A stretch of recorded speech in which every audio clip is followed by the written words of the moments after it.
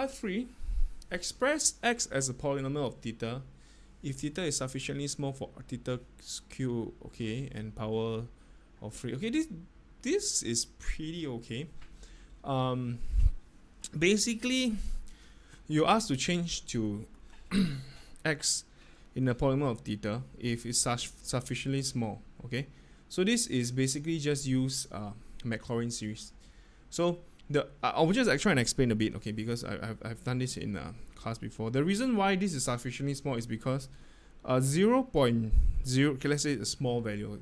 I mean this we could say is small, okay. So if you were to square it, there will be 0.001, okay.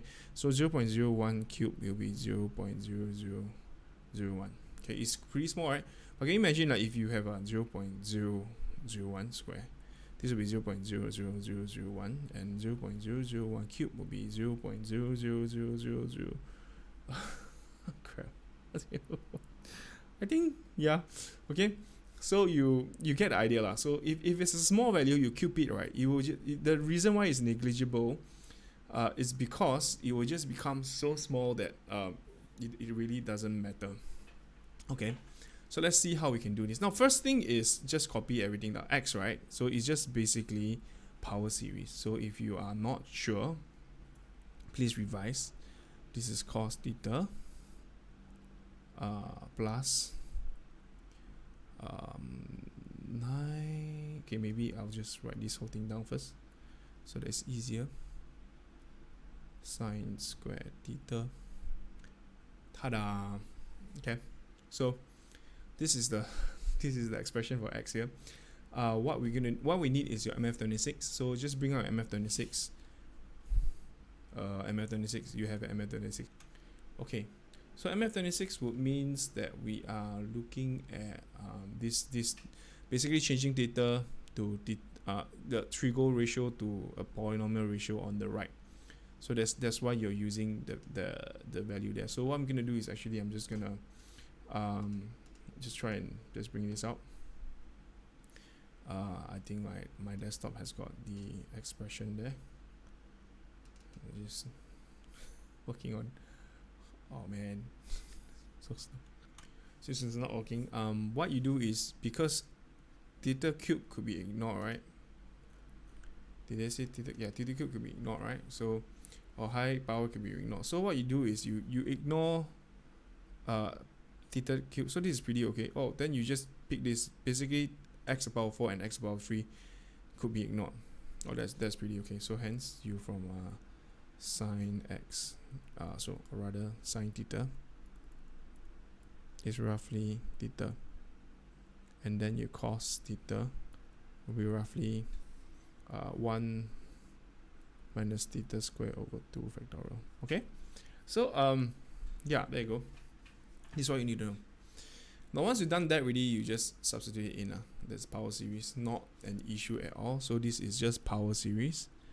R cosine theta will just be 1 minus theta square over square. Now, if you're not very good at Maclaurin series, you don't have to worry.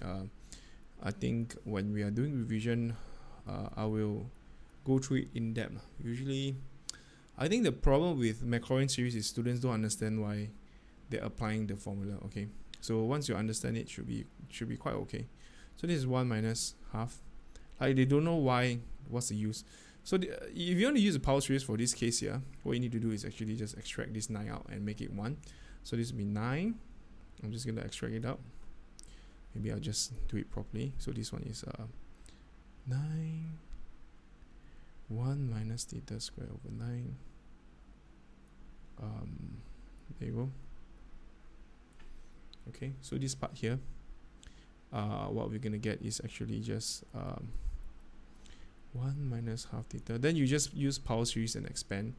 9 to the power half with 3. This is 1 plus. Oh, this is pretty okay. Power series. Okay, so once you do that already, you just need to expand this. And half 1 plus 3 is 4. There you go. this king calculated 3, but this is 1 over minus 1 over 6. There will be minus 2 third square. Okay, that's it. Roughly equals to this. Yeah, that's just power. Yeah, there you go. That's the answer. Yeah. Okay. Not too bad, this question here. You should be able to do this under like I guess about 8 minutes. It should be quite okay. And move on to the subsequent question. Alright. So if you have any question or comments, let me know. I'll see you in the next video. Keep practicing. Bye.